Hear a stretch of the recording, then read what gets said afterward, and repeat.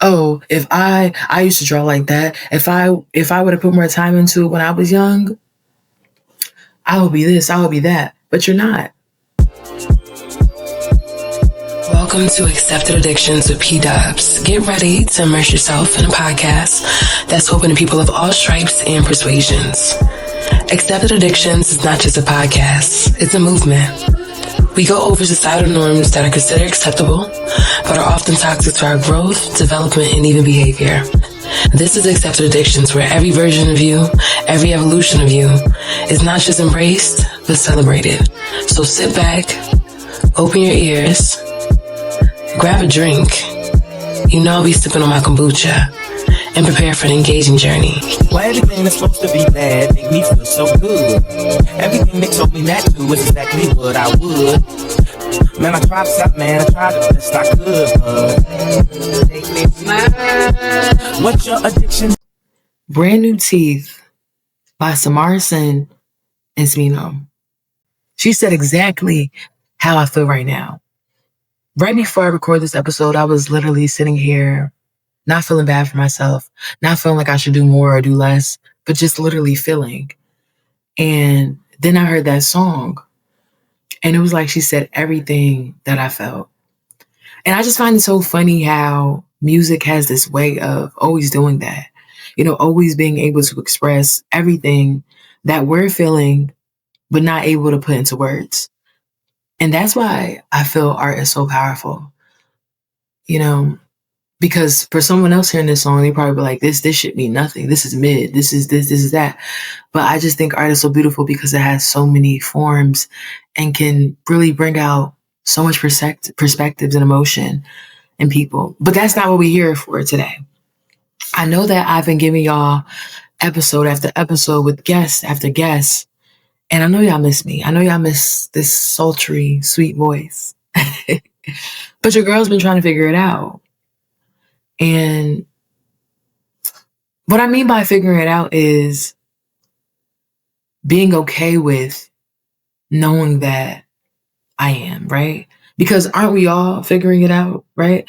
And being a person that I am, somebody that, pretty much tries to hold it together or be that person that, quote unquote, looks like they have it together. It's a really uncomfortable, uncanny, I'm still, again, trying to figure out my emotions for y'all and what that really means, it looks like. And I really just think it means surrendering. Really. Surrendering to what this world has to offer. Surrendering to knowing that my gifts and values are always going to be here. So what I choose to do with it is what I choose to do with it. Because I need to know and trust that the process is what matters. The experience is what matters. Not this. Okay. I'm spiraling, right? So I really want to, what addiction pitfall do I want to go down today? Okay. Well, while I think, I want to give you all a few updates, what I've been up to. I got a bunch of new drops coming for Accept Addiction, so definitely stay tuned. All the links are in the description, so don't worry. It's fire. You're always in good hands when you come onto the Accept Addiction, so you can definitely find it in the description. And stay tuned. Stay tuned to all that we have coming because, hey, there's a lot. But today's fixation, I think, even with saying that, I want it to be consistency. Y'all, I'm literally sitting on so much merch, so much content, so much video, so much art, so much ideas on top of ideas. And I'm literally waiting for someone to guide me to know when the right time to do everything is. How silly, right? Like, when should I drop these books? Is this painting I drew right now something I can just post? Would it make sense into the sequence? And so on. It's like, when I post this, I don't want to be overlooked. But it's like, in order to not be overlooked, I have to be consistent. And I'm like, okay. It's just funny because I know better, right? The funny part is how many of us really know better and still do otherwise. Perfectionism is so comforting. It's so safe. It gives us this excuse to just wait. I was talking to my girl, T. Shout out to Mara. And she was talking about how I had to ask her, because she's such a multifaceted individual. I asked her, T, what is your skills or expertise around art and creativity, right? And she gave me, a list of things that she dibbles and dabbles in, but the main point we came to was her saying, like, me and my friend, we were doing these things consistently for a point until we got to an age like, oh, we're 30 now. Should we fully invest ourselves in this corporate ladder? Or does it look ridiculous for us as, 30-year-olds to be pushing our dreams as, these fashion people? And it had me thinking about this episode and so many of us, because I constantly have this conversation about not even perfectionism, but about people's wants and things that they desire for themselves, but just waiting for that perfect time or feeling like their time has passed. And it's always this, oh, I can't drop that yet. The timing isn't right. Oh, I should edit that one more time. Oh, I need a whole rollout plan first. And the part that I don't even want to admit while I'm literally saying out loud on this mic is, it's not about timing. It's not about aesthetics or even people overlooking it. It's about me not wanting to be seen as half-ass, a half-baked ass bitch, a bitch that's not really, that say she about this, but not really putting her all into it. You know what I mean? Not wanting to be really perceived or witnessed in that process of being. Y'all know that song, what is it called? That Naomi Sharon song. I love it. I am my Santa, can we just be? It's bittersweet. The song is called Bittersweet. And that's so funny. But I say this all to say that I don't want to be witnessed in the process of just being. I want to be this perfect project that y'all just get every time. And I know that's not the way it works. Like I just said, I literally know better. Not wanting to fail is so funny because that's literally the premise of this entire podcast. That's why accepted addictions even exists, because we're all dealing with something. And most of us are doing it messy in real time, in real life. I'm wearing this mask. I'm in this animation behind this mic. And I'm still just as, what is the word I'm looking for?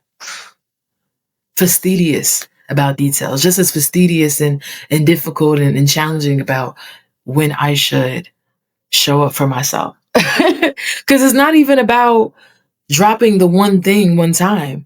It's the fact that once I do post it, once I do these things, once I do show up, now I have to keep showing up. Like, okay, you got it, you cool, you dropped that coloring book, you dropped that episode, you dropped that, you dropped that, you dropped that. But are you going to keep dropping that? Are you going to keep posting that? Are you going to keep to what you said you wanted? Are you going to follow through? Are you going to actually show up consistently now that the people are watching? Because low key, consistency is the scariest thing. Consistency is scarier than commitment. It's scarier than perfection. Like, I feel like commitment is a whole nother commitment when it comes to comparison, versus when it comes to the comparison of perfection. Like, perfection just gives you this excuse that, oh, you never really have to start, right? Because it's this imaginary illusion of a date or time or this perfect setting. While consistency really holds you in a whole nother standard.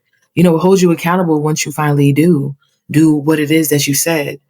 And to me, yes, I know it starts with me. Again, I'm not foolish, but I'm moving in foolishness, right?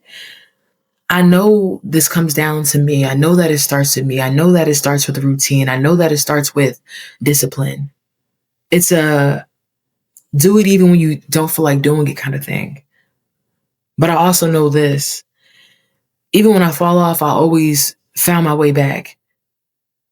I've always turned up a little harder, after every single fall, break, after abuse, fights, trauma, all these things I have been through my life, I have come back bigger, badder, stronger. So it's like, P, what the fuck is holding you back? And I'm not even just speaking to me. Again, it's fuck me. This is for y'all.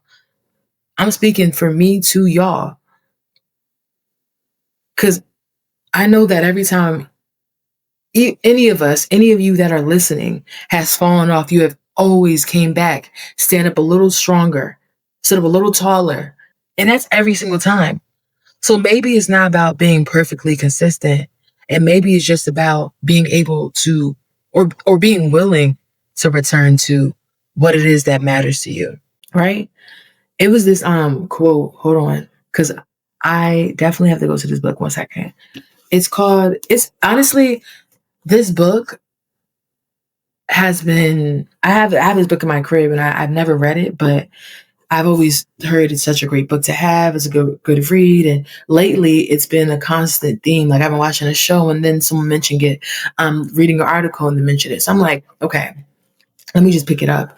And the book is Rich Dad, Poor Dad by Robert Kiyosaki. And a part I want to read is page 32. And it begins with him saying, hold on. Da-da-da. What? Come on. No, it wasn't 32. My bad. It was page 29. Okay. Page 29. Bear with me, people. So yes, the quote went like this. Or if you're the kind of person who has no guts, you just give up every time life pushes you. If you're that kind of person, you'll live all your life playing it safe, doing the right things, saving yourself for some event that never happens. Then you die an old, boring man. You'll have lots of friends who really like you because you were such a nice, hardworking guy. But the truth is, you let life push you into submission. Deep down, you were terrified of taking risk. And this is the part I highlight right here. You really wanted to win, but the fear of losing was greater than the excitement of winning. Oof. Closed book. Excuse me. Let me read it again because I need y'all to really soak that in the way I did when I first read that, okay? He said, he said, you really wanted to win, but the fear of losing was greater than the excitement of winning. Okay, one more time. You really wanted to win, but that fear you had of losing was all the more greater than the excitement of winning. Yes, Robert, read me, read us down. Because I read that and I was just like, oh, I just have to be willing to return every single time, willing to keep coming back to what matters to me, even when I slip, even when I disappear for a minute. I just have to come back because that's enough and that's more than enough. And if we all remind ourselves that that's enough, we can stay authentic to ourselves and what it is that truly matters to us when we feel or when we have these eternal conflicts of, does this matter? Should I continue this? Should I take this road? It kind of gets down to the road less traveled, right? That road less traveled, you can think about all the time and literally go back and forth with what you should have did, what you could have did. But if you are present in what you are currently doing, that's all that matters. If you're doing it and having no regrets and doing exactly what you said you were going to do, then hey, I think that's all that matters. I think the biggest regret is saying later, I could do that. I could do that. I could do that. I could draw that. I could see that. Being one of those people that look at something and they're just bitter. Or one of the things I really strive to not be in this life is someone that looks at a project of things or looks at a body of work and says, I could do that. Or this, I can make this better because if I'm not doing anything immediately after or doing anything that is now my own version or inspiration of, or creating, is just critique. And what is that? It's pointless. You know what I mean? I feel like I don't ever want to be a person that's just, oh, if I used to draw like that. If I would have put more time into it when I was young, I would be this, I would be that. But you're not. But you're not. It's like when people look at Fuck Sloan. And I love Sloan, this Nigerian artist, because he is so, like, his art is very childlike, you know, in a way that Basquiat was. It was very childlike. And if you don't take a moment to understand what the artist is trying to convey, you just automatically assume this is a spray and painted mess. But he was consistent. And consistency is the point of the matter today. Consistency is why we're here in this episode. He was consistent, and that's why he's famous. That's why Jaguar is asking him to spray paint on the cars. That's why Beats is asking him to make a design on the headphones. That's why Kodak and all these other amazing household names are asking for his signature style, because he was consistent. Regardless of the hate, regardless of people saying you're too old to be doing this, or what is this, or we need surrealism, he stayed true to what he felt mattered to him. And that's what I'm gonna leave everybody with today. Okay. My guilty pleasure for this week, I'm gonna say, is still Sasha Keeble. She dropped that album on Friday, and I have not listened to anything but. I'll tell you that. Honestly, I'm lying. I finished the album and I was like, it's only 7 songs. I want more. So I listened to her Tiny Decks again. I love it. She has a song on there that she didn't drop yet and that I'm waiting for. But I had to go back to her old music. So Sasha Keeble has this album from 2021. The first time I ever heard her was this song called Killing Me with Georgia Smith. And I was in pieces. I was in complete pieces the first time I heard it. But I went back to this album today and I was just like, now I know why I love this woman. And I heard this song called Opening Arms. And I was listening to it and I was just sitting there, just like my feet tapping, my head moving, and I was just driving like, ooh, this lady reminds me of Amy Winehouse a lot.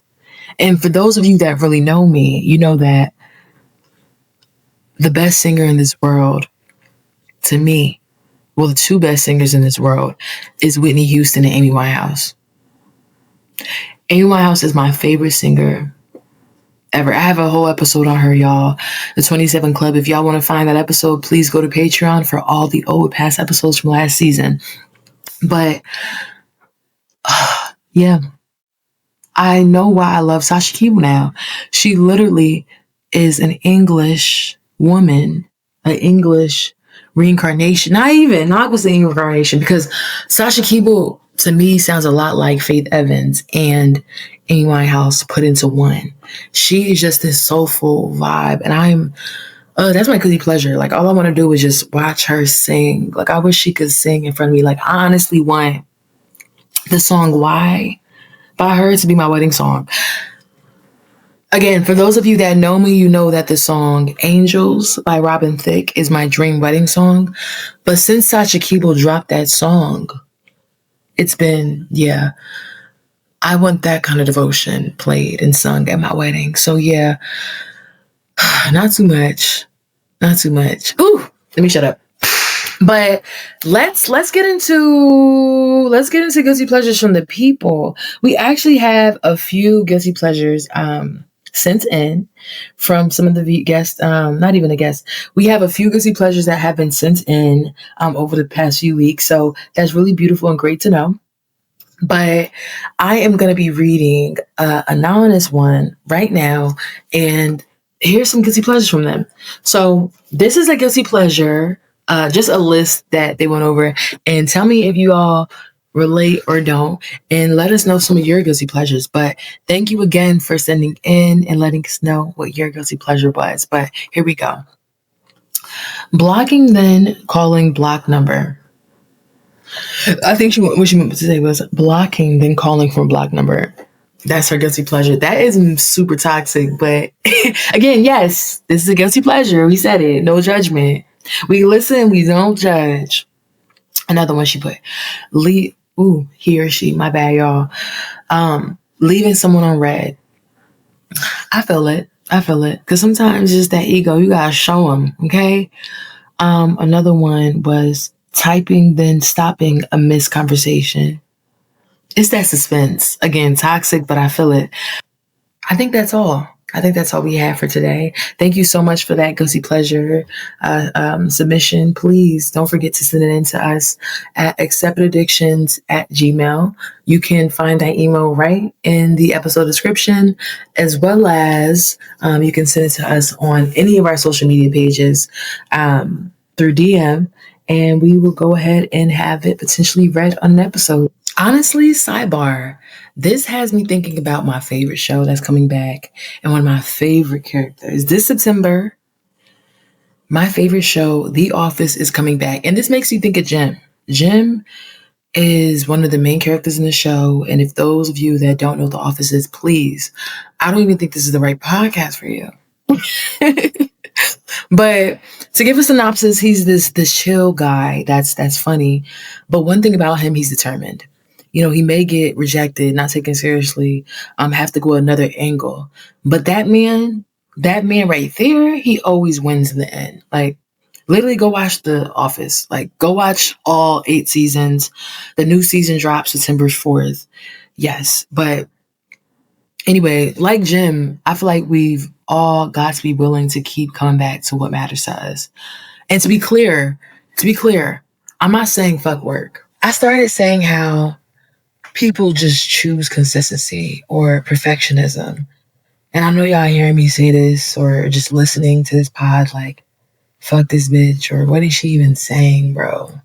And I know. I understand. I get it. I understand all the other external, structures and factors and barriers really that, affect consistency and all those things, things like work culture, work culture that obviously punishes mistakes, or social media that obviously rewards, or even, we see that gets the things that get the most exposure, or likes, or whatever it might be, is usually for the most polished content.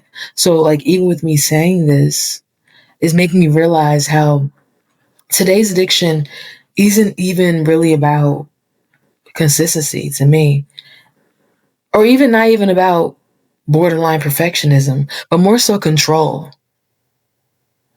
Control. Like, just think about it.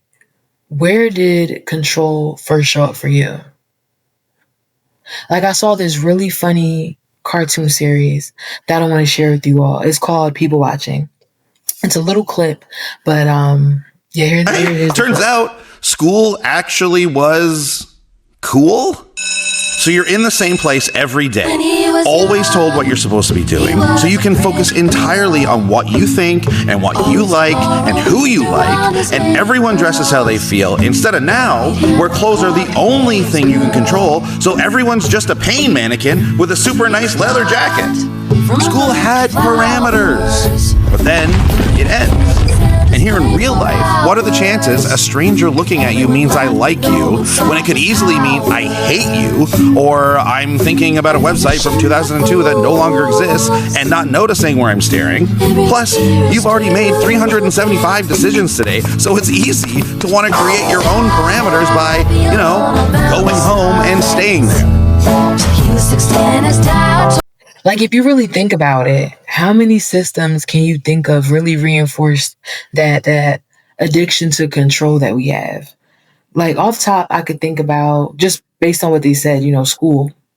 Just to begin with, that show gave a great example of school, it really, and how exactly it translates directly to our adulthoods. You know what I mean? From things as simple as coloring inside the lines in school get us gold stars, and those gold stars now become a part of our reward system. our classical conditioning, you know what I mean? Or even being made out to be a better person or the best student because you had neater handwriting. All these little things, all these little ways you were rewarded for having order. You know, you were rewarded for obedience and punished for mess. Like, what's wrong with being a kid that drew outside the lines?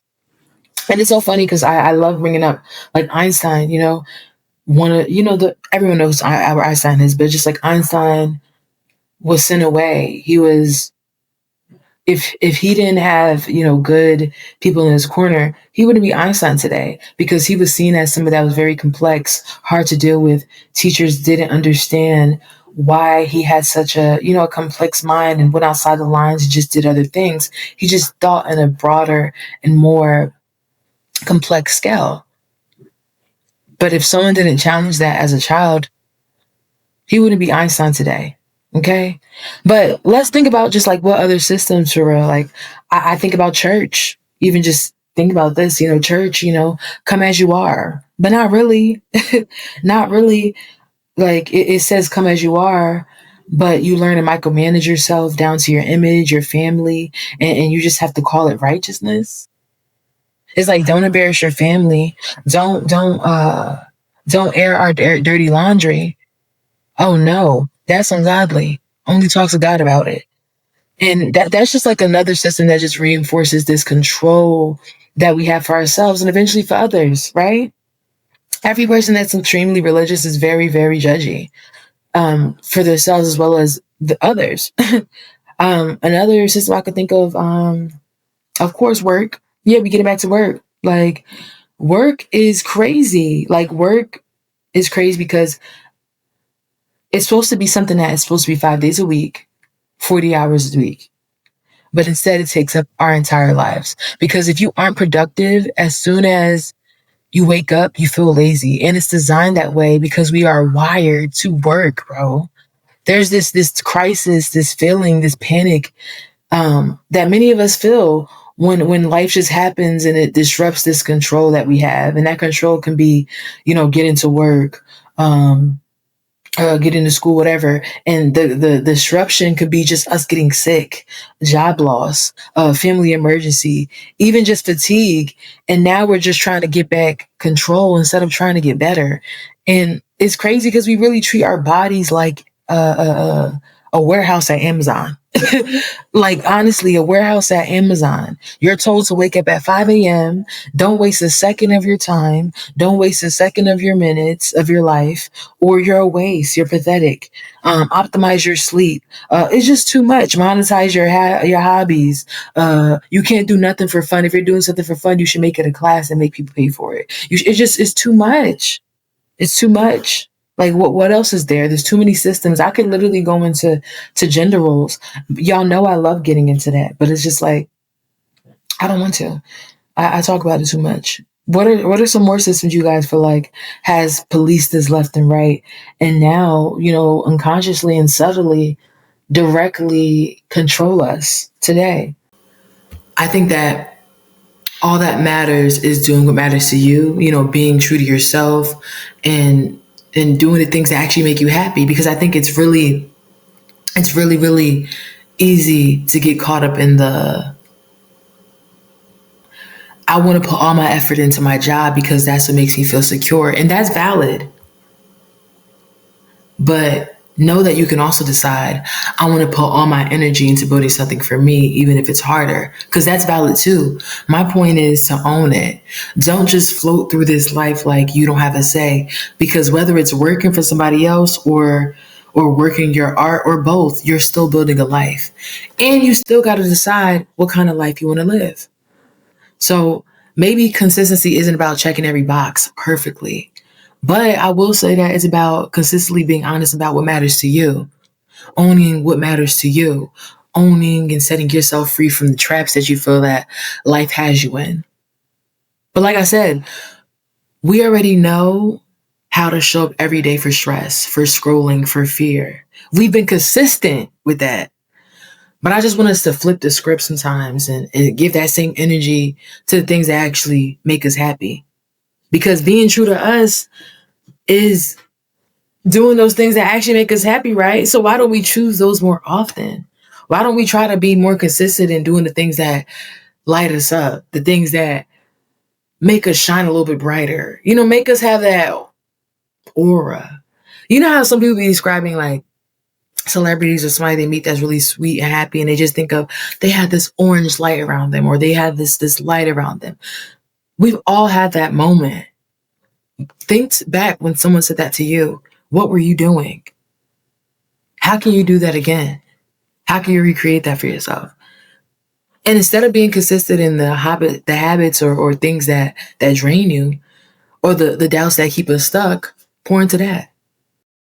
And on a side note, oh my God, I don't know if y'all know this, but Justin Conrad dropped his new EP today. Oh my God. Oh my God. Y'all don't understand how happy I am. Because sidebar, real shit, I love Justin Conrad, but Love on Digital is a great album, but I don't revisit it as much as I would like. Sorry, it's too pop. It's really good, but it has a lot of pop. Has a lot of pop. And I love Destin. I love Destin. I love Destin when he has Matt Keen. What's that other girl? I just love when he has those sultry, like the songs like Satin. Okay. Songs like Mr. E was even a great song to the album. I love how he started the album with Mr. E, and I wish there were more songs like that. Yeah, Cautious was the first song I ever heard by him, and it was in college, and I played it so much. So much. Friends, go play Cautious by Destin Conrad and see if I'm lying, because I played that song so much in college. But that was in 2019, and now I think that was his first song. But after that, he made this song called In the Air. That was a great song, all over crazy TikTok, social media, or whatever, all those things. But after that, he made On My Line. He made On My Line with Matt Keen. Then Unpredictable with Keani Letty. Ooh, baby. What? And then he made that Music Soul Child flip. Like, he said, ooh, and I'm trying to get it. Life has been lifing. And he made a song with Music Soul Child called To This Day. Like, oh my God, I can't wait. After I finish dropping this episode, I'm definitely about to go listen, because Destin Conrad, I could truly say I've been following him since the beginning. He's one of my favorite artists. And one of my dreams in this life is to have a squeakeasy that is a alternative jazz. You know, have you guys ever been to New York? There's this place called SOS's or SOBs. I mean, SOBs. And I love how SOB is so intimate. I would love like a tea cafe that has live alternative jazz music going, and it's just beautiful. While y'all are just sipping on tea, no alcohol. Kombucha is allowed. Yes, kombucha does have a teensy of alcohol, but that's because of the fermentation. But yeah, and then if you like, there's another door, a little entrance that is hidden that takes you to this museum that opens up a whole new world of Sade. And I don't think I should be calling it a speakeasy, because I only call it a speakeasy because I like the speakeasy's interests, how they're hidden and they're scary and they're different. But that's the only element I like. Like, I would like something in the wall of the jazz club to make a door open, and now that wall opens the museum. But that's the only aspect of speakeasy. No alcohol, no bar thing. But my dream would be to have him, Destin Conrad, Sasha Keeble, Naomi Sharon, Masego, Sade. It's just, I literally have a Rolling Stone cover with all the artists I would love to have on it that I drew and manifested. And it's going to one day come, but let me stop talking too much. Go listen to the album, y'all. Enjoy it, and let me know what you think. So yeah, I started this episode saying, this is all about consistency and what I need to put out and what's holding me back and what barriers there are and so on and so forth. But my consistency used to be about control, but now I'm learning to let it be more about honesty and just showing up as me over and over and over again. Because in some way we let control take over and we get lost in not letting this be all about us. Like maybe control isn't something to completely get rid of, but it's something to renegotiate with, something to reflect on, something to really like, maybe it's something to think back to what we went over today. What was your first system? What are some of the first systems you recognized? How does that show up for you today? When is it really keeping you safe? When is it keeping you small? When is it really protecting you? Those are some of the questions I want to know. And I'm going to do some deep diving for myself this week. But those are some questions I'm going to leave y'all with and definitely want to hear about. I know this is an episode I only gave y'all with me. Hopefully all y'all enjoyed it. Let me know if you guys enjoy more of me talking or of more of me having people on. I don't know. But you guys tell me you love both. But I want to know what you enjoy more. So, yeah. So, thank you all for joining me today. To the lives we lead, to the moments we make, to the dreams we wish, and to the fucked up shit we can't erase. Cheers to us. Catch P-Dubs next time on Accepted Addictions. Don't forget to like, comment, share, and I'll see you all next week. Welcome to Accepted Addictions with P-Dubs. Get ready to immerse yourself in a podcast that's open to people of all stripes and persuasions. Accepted Addictions is not just a podcast, it's a movement. We go over societal norms that are considered acceptable, but are often toxic to our growth, development, and even behavior. This is a platform where we explore the multifaceted identities within ourselves, recognizing that some versions have it all figured out, while others lean into that negativity. This is Accepted Addictions, where every version of you, every evolution of you, is not just embraced, but celebrated. So sit back, open your ears, grab a drink. I'll be sipping on my kombucha and prepare for an engaging journey. Well, everything that's supposed to be bad make me feel so good. Everything they told me not to was exactly what I would. Man, I tried to stop, man. I tried the best I could, but make me smile. What your addiction is? Accepted Addictions with P. Double.